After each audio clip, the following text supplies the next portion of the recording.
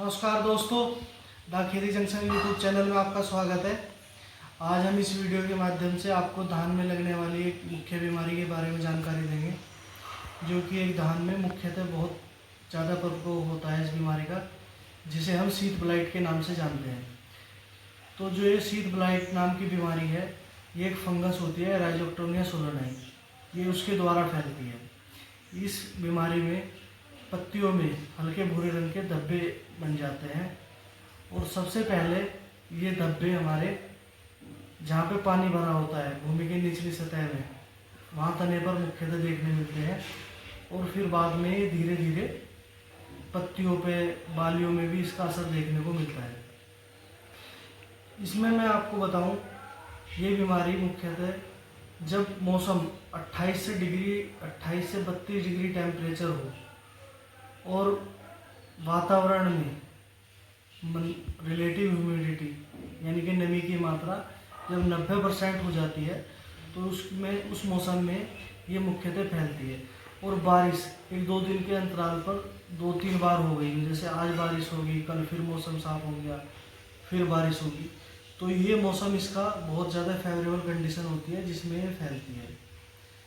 अगर इसे हमें बचाव करना है तो इसके लिए हमें कुछ सावधानी बरतनी होती है, जिससे हमें इससे बचाव किया जा सके।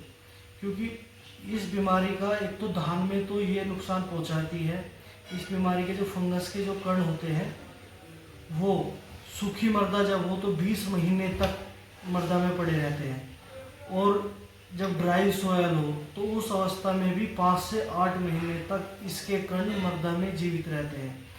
तो ये बीमारी धान में तो नुकसान पहुंचाती है। जिस खेत में धान के बाद में आलू लगाया जाता है तो उसमें भी राइजोक्टोनिया सोलोनाई फंगस के द्वारा ब्लैक लैग की बीमारी बहुत ज़्यादा नुकसान पहुंचाती है।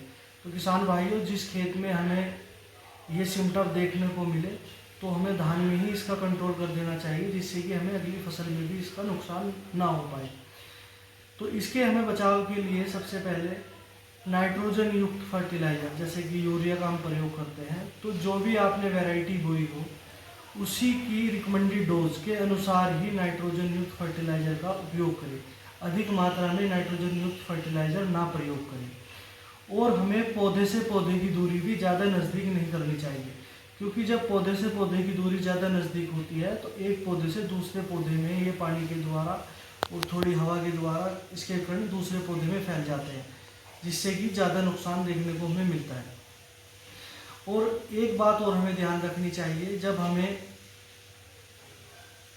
घास खड़ी हो खेत के पास, मैड के पास या जो भी रास्ता है खेत के पास, तो घास भी हमें, खरपतवार भी हमें ख़त्म कर देना चाहिए, क्योंकि वो भी एक इसका मेन वाहक है बीमारी को फैलाने के कारण। जब खेत में फसल नहीं खड़ी होती तो खरपतवार पर इसके कण अपना जीवन निर्वाह करते हैं, और फसल जब आ जाती है धान की, जब ये टेम्परेचर इसके फेवरेबल हो जाता है तो वे कण धान में खेत में चले जाते हैं।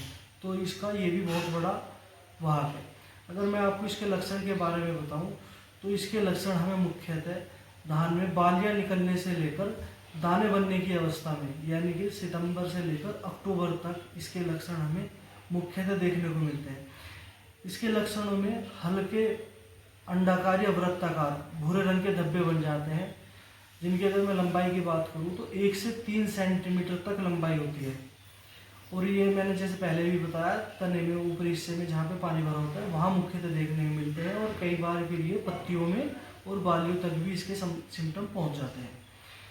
अगर इससे नुकसान की बात की जाए तो धान के खेत में 25 से 30% तक हमें इसका नुकसान देखने को मिल जाता है।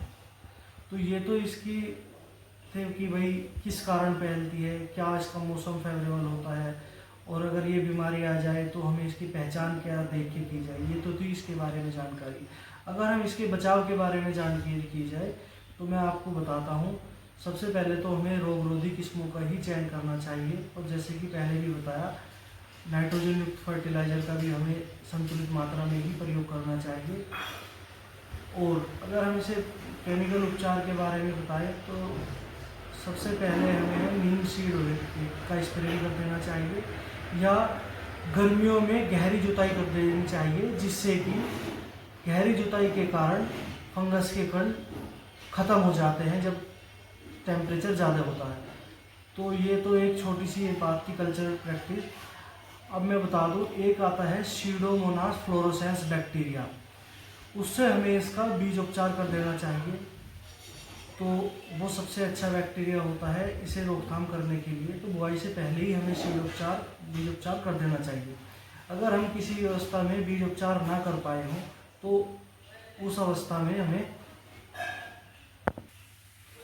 सीडोमोनास फ्लोरोसेंस को हम मिट्टी में भी बिजाई के 30 दिन बाद 20 किलोग्राम खाद में मिलाकर 1 किलोग्राम सीडोमोनास फ्लोरोसेंस 20 किलोग्राम मिट्टी या खाद में मिलाकर, गोबर के खाद में मिलाकर हम बिजाई के 30 दिन बाद भी इसका उपयोग कर सकते हैं। या फिर सीडोमोनास फ्लोरोसेंस को हम 0.2% घोल बनाकर बिजाई के 45 दिन बाद 10 दिन के अंतराल पर 2 से 3 स्प्रे कर सकते हैं।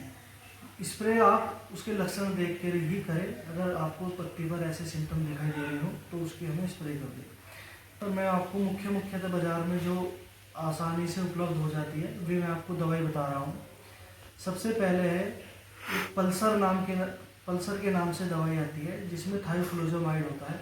तो 150 ml प्रति एकड़ की दर से हम उसका प्रयोग कर सकते हैं। ध्यान रहे कि पानी की मात्रा 200 लीटर से कम ना हो 1 एकड़ में। अगर मैं दूसरी दवाई के बारे में बात करूं तो सुमोटोमो कंपनी की एक ओर्मी नाम से दवाई आती है, ओर्मी। उसमें वैलिडामाइसिन 5% और टेबुकोनाजोल 15% होता है। इसकी हमें 400 ml की मात्रा 1 एकड़ की दर से हम इसका यूज़ कर सकते हैं। या फिर हम 200 ml एमिस्टार टोप उसका भी हम यूज़ कर सकते हैं।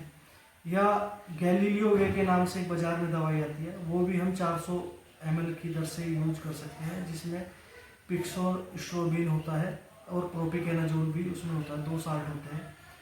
तो ये हमारी मुख्य दवाई थी जिसका हम इसमें प्रयोग कर सकते हैं।